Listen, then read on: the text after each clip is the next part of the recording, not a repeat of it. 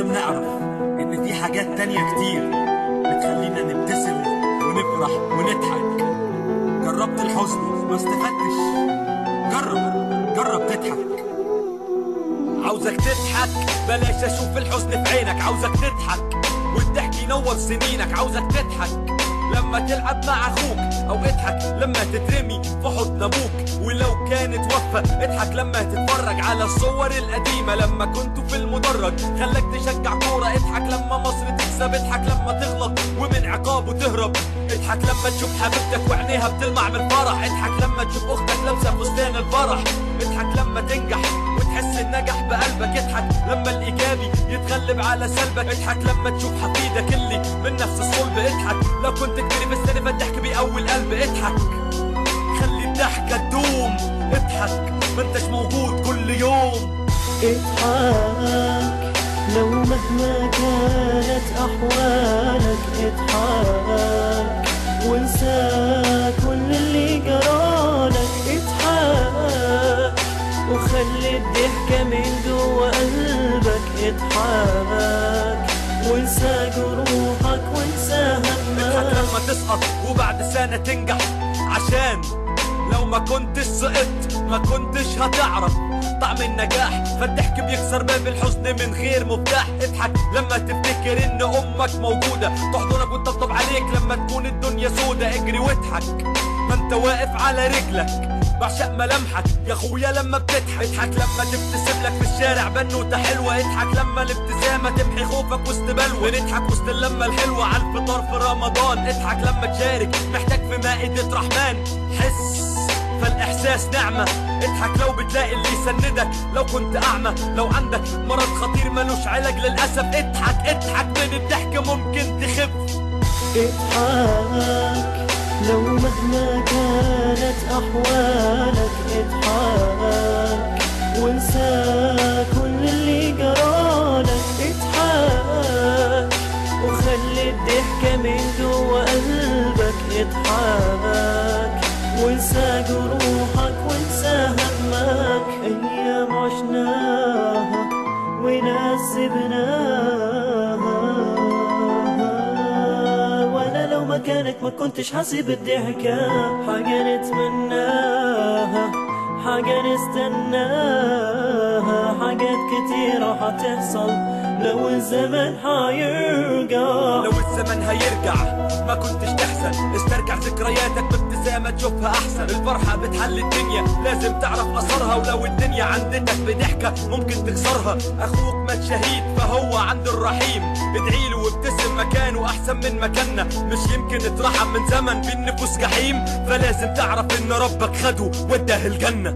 اضحك لو مهما كانت أحوالك. اضحك وانسى كل اللي جرالك. اضحك وخلي الضحكة من اضحك. ده الكليب اللي احنا كنا بنتفرج عليه دلوقتي لاحمد الشبوكشي، وهو كان موجود معانا قبل كده في عز الشباب لما كان لسه موهبه. دلوقتي ما شاء الله عمل كليب وعمل اغاني كتير جدا. فخلينا نرحب بالشبوكشي. هي عامل ايه؟ الحمد لله. انت بتذليه ولا ايه يا زهره؟ من ايام ما كان موهبه ودلوقتي انت انا اللي قال لهم الكلمتين دول اساسا. هو بيقول لي انا كنت هنا من ايام ما كنت موهبه، فيعني قلت يعني بس انا ما كنتش موجود. كنت انا بقى المره دي موجود معاك يا شبوكشي، وانت صاحبي وحبيبي ومنورنا النهارده في عيد الشباب. حبيبي عامل ايه؟ الحمد لله تمام. ايه الاخبار؟ الحمد لله كله تمام. شبوكشي في الاول قول لي، كلمنا عن الكليب اللي لسه شايفينه من شويه وازاي تم تصويره ومين كتبه ومين لحنه، واحكي لنا كده حدوته. يعني هو جت فتره اخيره كده كل الاغاني اللي موجوده كلها يا اما حزن يا اما ناس بتموت يا اما ناس بتعيط. فحسينا ان احنا محتاجين امل، يعني محتاجين حاجه تضحك. زي ما في حاجات وحشه في الدنيا كتير، في حاجات تانية كتيره كويسه. تمام. فانا كتبت الاغنيه دي تقريبا من 6 شهور، يعني من فتره طويله، وسجلتها وسبتها. كل ما افكر اصورها تحصل حاجه تخليني ما اصورش، فخلاص ما كنتش هنزلها. تمام. بالصدفه كان عندي حفله في الكويت، فقابلت شباب هناك صحابي يعني بيغنوا. قابلت مخرج قال لي يلا نصور. ففعلا طلعنا اللي بيغني معاك في الكليب ده كويتي. اللي بيغني معايا ده كويتي. بس وصورناها في الكويت هناك، وهي لسه نازله يعني. مين اللي اخرجها؟ حد اسمه، يعني هو اسمه احمد طارق. اسمه احمد طارق. يب. هو ده كان اول مره يعني يخرج، هو اصلا بيصور، هو مدير تصوير اساسا مش مخرج يعني. تمام. اوكي. طب شبوكشي، انت عاده انت اللي بتختار مواضيع اغانيك وبتكتبها وكده؟ طبعا انا اللي بكريت الفكره من فروم اي تو زد، من الاول للاخر انا اللي بعمل كل حاجه. يعني بتجيلك الافكار بناء على ايه يعني؟ يعني من اي حاجه في الدنيا، اي حاجه بشوفها، اي حاجه بسمعها، ممكن حاجه بقراها بتفرج عليها. الفكره ممكن تيجي من موقف حصل. بس شوفش الراب دايما بيعتمد على حدوته، يعني الاغنيه بتحكي حدوته. انت بتروح لايه يعني؟ بتروح لايه من الحواديت اللي بتحب تغنيها؟ يا بص، هو الراب يعني مش بس حدوته، هو ممكن يبقى حدوته وممكن يبقى بيتكلم في واقع. فانا بفضل الواقع يعني. بس بفضل دايما ان انا اتكلم على الواقع، اجسد الواقع اللي بيحصل. طب هتسمعنا ايه؟ ايا كان كويس او وحش، بس لازم تجسد الواقع. طبعا. هتسمعنا ايه واقعي دلوقتي؟ انا مصري. انت مصري؟ ده واقعي بجد جدا. انت مصري؟ ده شيء واقعي جدا. الاغنيه دي يعني اول اغنيه ناس سمعتها لي، اول اغنيه نزلت في التلفزيون. طب يلا نسمع ونرجع نتكلم عن الاغنيه. اوكي. يلا.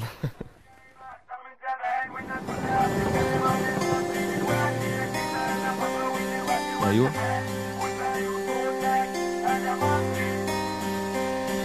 اسأل نفسك سؤال وقول انا مين، قول انا حضارة محفورة من سنين، قول انا جدي كان باني الهرم بايده، قول زمان الغربي انا كنت سيده، ولكن الاجابة كانت غير معتادة، مسلم بيعزي مسيحي، مسيحي ماسك السجادة. غريبة انت مصر العظيمة، حضارة عراقة شعب عليه القيمة، ما بنقبلش بالشتيمة، بنضحك في وسط الظلم، شعبها قلبه طيب صبور وعنده حلم لازم يوصل له، وطموحه مش هيتكسر، تاريخ السنين عمال بيعيد ويفسر، قول انا مصري والنسر علم بلادي، انا بنجد كل مسلم عليا بينادي، لو ما سمعتونيش يا مصر اسمعيني، كان ناقصنا الكرامة ودلوقتي الكرامة في ايدي. صورتنا خلتني نايمة أكتر من زمان، والناس كلها بتتكلم عن المصري دلوقتي، يكفي بقالنا فترة ودلوقتي الوقت حان، قول بقى وصوتك أنا مصري. صورتنا خلتني نايمة أكتر من زمان، والناس كلها بتتكلم عن المصري دلوقتي، يكفي بقالنا فترة ودلوقتي الوقت حان،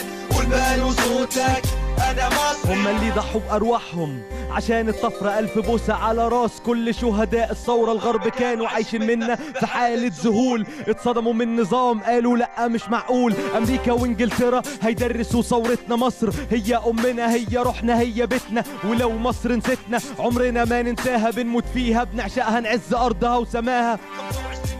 الشعب أثبت وجوده، اثبت انه شعب ثاير، استقالة الرئيس ترك بيته وجنوده، دلوقتي ارفع راسي مصري مش محتاج اكابر، من غير ما اعلي صوتي لازم الناس تسمعني، قلبي دمي مصري واللي مركز يفهمني، ايد على ايد عمرنا ما هنتفرق، هنعيش ونموت فيها وفي نيلها نتغرق. صورتنا خلتني نايمة أكتر من زمان، والناس كلها بتتكلم عن المصري دلوقتي، يكفي بقالنا فترة ودلوقتي الوقت حان، قول بقى وصوتك أنا مصري. صورتنا خلتني نايمة أكتر من زمان، والناس كلها بتتكلم عن المصري دلوقتي، يكفي بقالنا فترة ودلوقتي الوقت حان، قول بقى وصوتك أنا مصري أنا مصري.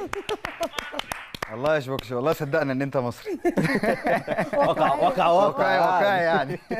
طيب شبوكشي، الراب مؤخرا بقى منتشر جدا جدا في مصر، وفي ناس كتير عملت فرق وشفنا نماذج كتير للراب، شفنا احمد مكي وشفنا زاب ثروت، شفنا اسفلت، شفنا مشروع هيب هوب، شفنا كذا حد بيغني راب بشكل مختلف. تقدر تقول لي يعني بنقابل بعض ليه؟ فكرة الراب في مصر فكرة تقولي، ممكن تقدر تقولي الراب وصل لمصر في ايه، او ايه هو الراب؟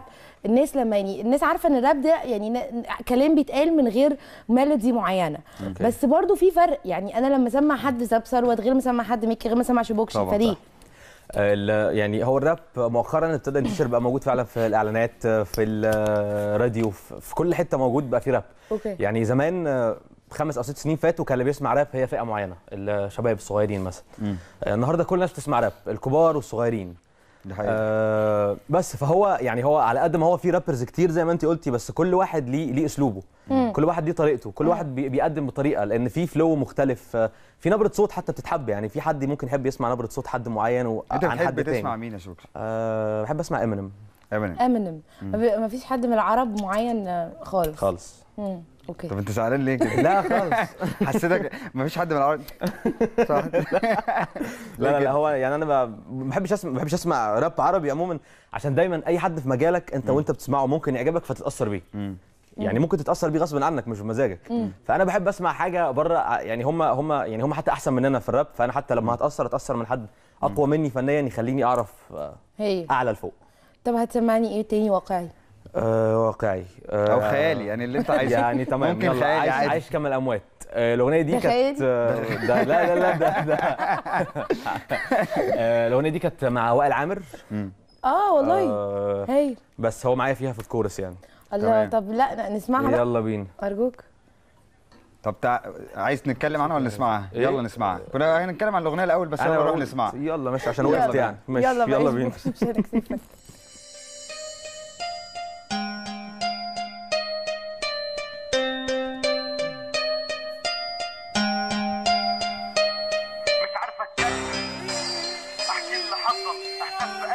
عن جسمي في ثانية اتفصل، عندي هم لو شيلته الجبل هتلاقيه اتكسر، دموع ملهاش أواخر عالطريق بمد البصر.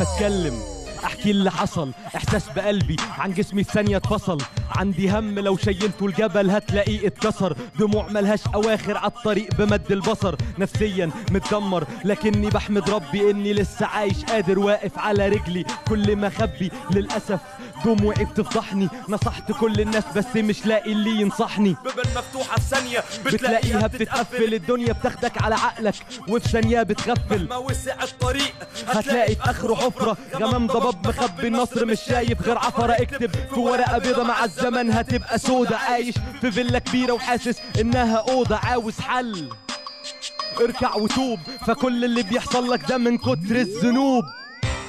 انا عايش كما الاموات لكن راضي، حزين مكسور وده عمري على الفاضي، ظلمت الدنيا ولا الدنيا ظلماني، انا محتاج لك اسمعني يا الله،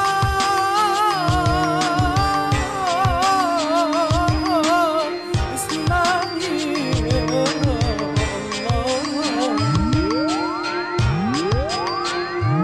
سرب ماهوش حقيقة أي نور في الدنيا، لحظة موت أب تخليها تضلم في ثانية، لحظة أم عيانة وللفقر مفيش علاج، لحظة حكم الشاب اتحكم عليه يعيش من غير إنتاج، لحظة انكسار لشاب أصبح معاق مش عارف يمشي ولا حتى يدوق طعم الفرح، لحظة دمار من حبه أصبح نفاق، جرح عميق بيوسع لما يضيق يرجع يتفتح، حاسس بيه حاسس ان الدنيا خلصت، تسلقي في الحياة اصعب من قمة ايفرست، احساس لما يكون انسان بس تعبان قرصه، احساس كل واحد معك وكم في ظهرك طلع فالصو، والزمن لطه لازم يرجع يسيطر، انكسارك اللي شفته هو ده اللي سيطر، الانسان المؤمن في الحديد ممكن يفوت، ولو ما كنتش قدها احسن لك تروح تموت، لو ما كنتش قدها تروح تموت احسن يعني. محتاج لك اسمعني يا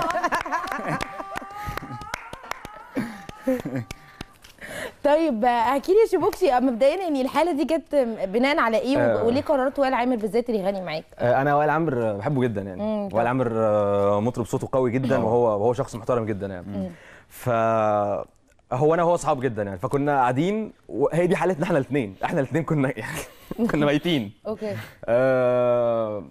مشاكل كتير والدنيا بايظه خالص. فقعد عندي في الاستوديو يعني، فبقول له بقول لك ايه، ما تيجي نعمل حاجه، هنعمل اغنيه جديده. فقال لي يلا. فقعدنا بقى، كانت مثلا الساعه 9 بالليل، فقعدنا من 9 بالليل لحد ثاني يوم 9 الصبح. كانت المزيكا طلعت والليركس واللحن وسجلنا وعملنا كل حاجه ونزلنا الاغنيه ثاني يوم الصبح. انتوا عاده في الراب بتختاروا مزيكا وبعدين تحطوا عليه كلام، ولا بتكريتوا مزيكا من اول وجديد زي الاغاني؟ يعني عموما في مصر الفتره اللي فاتت كلها كانت الناس بتاخد فعلا بيتس من الانترنت يعني. بس مؤخرا ابتدوا يتعاملوا مع يعني برودكشنز مع الراب بشكل افضل. ايوه صح، يعني بقى في تطوير في الموضوع، يعني بدل ما بياخدوا بيتس من بره لا هو يعني بما حد مشهور حد الناس تعرفه فليه يغني على مزيكا قبل كده 10 غنوا عليها او بعد كده 10 هيغنوا عليها زيه. فبقى في تعامل مع موزعين وناس بيعملوا لنا المزيكا بتاعتنا. اوكي. طب انت ما بتفكرش تتعامل مع شعراء؟ يعني انت اللي بتكتب كل اغانيك، ما بتفكرش تتعامل مع حد؟ لا يعني عارف بحب يعني لا حاسس ان الكلام ده انا منطوي شويه. لا عايز اكتب والحن لنفسي. بالعكس عارف الكلام لما بيكون حد تاني كاتبه ممكن ما احسوش، ممكن ما اعرفش اغنيه بالطريقه اللي انا بغني بيها الاغاني بتاعتي. بس كده هو ده كل الموضوع. طب انت عاده يعني غنيت مع حد تاني غير وائل؟ غنيت مع وائل عامر وغنيت مع احمد موسى. احمد موسى. اوكي، غنيته ايه؟ مش احمد موسى المذيع احمد موسى ده مغني كان في باند اسمه صندوق خشب، هو دلوقتي بيغني لوحده. كنت عامل معاه اغنيه اسمها بلدنا غاليه وبس كده. بلدنا غاليه. دي حاجه وطني. كنا لسه بنتكلم في الانترو عن الاغاني الوطني كتير قوي الاغاني الوطني. ووائل عامر كنت عامل مع حزب الكنبه، كنا مخبطين في الاخوان كتير. كنت عامل مع حزب الكنبه حزب يعني وكنت عامل اغنيه حزب الكنبه؟ لا كنا عاملين اغنيه اسمها حزب الكنبه. اوكي تمام ماشي. بس حزب الكنبه وعايش كمال اموات هم دول الناس اللي انا غنيت معاهم لحد دلوقتي. عايش كمال اموات. طب ماشي، يعني هتسمعنا ايه بقى تاني؟ وانا هقضيها كده غنى معلش انا تعبك. ما انت جاي تغني على فكره يا شبوكشي، يعني احنا جايين تاكسي رايح وتاكسي جاي. طيب ماشي، هحاسبك انا على المصاريف دي. مسلسل حياه يلا. مسلسل حياه؟ مسلسل حياه. يلا نغني. يلا بينا. يلا يا رب. يلا انت بتدعي علينا ولا ايه؟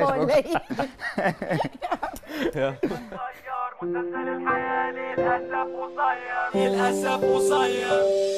حياتي مسلسل عايش فيها بمزاجي، فيها كتير ممثلين بياخدوا اعجابي، الطيب والمغرور القوي والمكسور، وفيهم ممثلين مهمتهم ازعاجي. فكر تاخد دور البطولة والبطل دايما بيموت، اصل الافلام اتغيرت والحق اتبدل، الشر دايما بيكسب وصوت الحق بيموت، اصل الانتاج اتغير وذوق الناس اتجدد. ايه بقى المطلوب؟ الغش والخداع، مطلوب منك تكذب وتحور بقدر المستطاع. وشوش الناس كتير والحنكة في التغيير، من قدرة التغيير مش عاوز الدنيا، مش عاوز التمثيل. كرهت اني اكون تمثال ما بين شوية تماثيل، فكرت قارنت ما بين الجنة والنار، قررت اعتزل ومن النهاردة قررت اني ما بقاش ممثل. مش عايز امثل، بس للاسف انا بدوري مجبور، والدنيا غصب عني خلتنا اتغير. مسلسل الحياة للاسف قصير، ما بقاش ممثل مش عايز امثل، بس للاسف انا بدوري مجبور، والدنيا غصب عني خلتنا اتغير. مسلسل الحياة للاسف قصير. دي في التوت على طول. للاسف الوقت قصير فعلا، غنيتها بسرعه عشان مش ورجعت. الاغنيه دي يعني انا كنت عاملها مع عبد الرحمن اخويا، تمام، وهو مش موجود فانا مش هسيبه يعني يفضل، مش هسيبها بلاي باك تمشي يعني، فانا غنيت الفيرس بتاعي والكورس بتاعي بس. او اخوك بيغني معاك راب برضو؟ انتوا عيله بتغنوا راب؟ انا ابويا كمان بيغني معانا راب، هطلعوا معايا في حفله قريب. ايه ده؟ طب خلينا نتكلم في ده شويه. عاده الابهات بيبقوا شايفين ان الراب ايه الكلام الفاضي ده، انتوا ما سمعتوش زمان كلام زمان والغنى بتاع زمان؟ انا يعني علاقتي بابويا حلوه جدا يعني، احنا اصحاب من زمان جدا. ده موضوع تاني. فهو لا انا اول ما ابتديت كنت في ثانويه عامه، فطبعا هو شايفني واحد بضيع، واحد راح يسقط بقى عشان يقعد يغني، كان بيكسر لي مايكات، بيتخانق معايا، بيعمل كل حاجه. واضح ان علاقه حلوه قوي جدا. لا ما احنا خلينا بقى نكمل. اوكي. يعني 2011 ابتديت بقى، جيت مصر، انا كنت عايش في الكويت، كنت بغني هناك. حلو. 2011 جيت مصر، عملت اغنيه انا مصري دي، ويعني ابتدت بقى يعني هو انا قاعد معاه في البيت والاغاني بتاعتي بتيجي في التلفزيون، هو ابتدى يقتنع بيها شويه. فتره بفتره لا بقى يقول لي عاوز، محتاج حاجه، ناقصك مثلا تسجل اغنيه، معكش فلوس اديك فلوس تروح تسجل. قال لك بقى الواد هيتشهر، الحق احسن العلاقات معاه دلوقتي بس قبل ما يطلع. ولحد النهارده هو يعني كل جديد بسمعه له قبل ما ينزل وباخد رايه فيه. لا وبيغني معاك ده يعني هو بيعرف يغني راب فعلا. هو ما شاء الله هايل. فانا ممكن اطلع معاه في حفله قريب. ايه ده؟ كمان ده حقيقي. بس هو لسه فاهم، هو في الكويت يعني، لما يجي بقى باذن الله ان شاء الله يجي بالسلامه ان شاء الله. شبوكشي، شايف مستوى الراب في مصر دلوقتي يعني وصل لحد فين؟ هو الراب الحمد لله بيتطور يعني، الراب عمال يعلى. ابتدينا على الانترنت بس، وبعدين دلوقتي ابتدى النطاق يوسع شويه، بقى في حفلات، بقى في راديو ممكن يجيب الاغاني بتاعتنا، التلفزيون، اعلانات، تقريبا معظم اعلانات الراديو والتلفزيون كلها راب. فطبعا لا، هو الراب بيتطور وان شاء الله يوصل اعلى من كده يعني. طيب انت محضر حاجه رمضان؟ ان شاء الله بعمل اغنيه في رمضان مع داليا عمر. يعني تحب تغني لنا حاجه منها؟ لا يعني خلينا نتكلم عليها. طيب. وهي ان شاء الله تنزل في رمضان. بعمل اغنيه في رمضان مع داليا عمر، مطربه اسمها داليا عمر. غنت الضحكه عمله نادره. ايوه وافرح. صح كده. اوكي. الاغنيه دي اسمها رمضان زمان. بتتكلم على رمضان زمان، يعني الله. الاغنيه كلها ماسكه رمضان ايام زمان، بوجي طمطم ومسلسلات زمان وكل حاجه. الله. العادات نفسها بتاعت زمان، كل حاجه اتغيرت. اوكي. فالاغنيه كلها بتتكلم على رمضان زمان. ان شاء الله دي هتنزل في رمضان ان شاء الله. شبوكسي هنستناها، بس هتحب تختم لنا بايه؟ اختم لكم. انا اختم لك. انا هختم، بلاش انت تختم، انا هختم. انا شبوكشي نورتنا يا شبوكشي، واستمتعنا بيك واستمتعنا بالاغاني بتاعتك. شباب يا رب تكونوا استمتعتوا معانا كده. بتكون حلقتنا خلص ويومنا خلص. اشوفكم بكره ان شاء الله في يوم جديد وحلقه جديده من حلقات عايز شباب. السلام عليكم.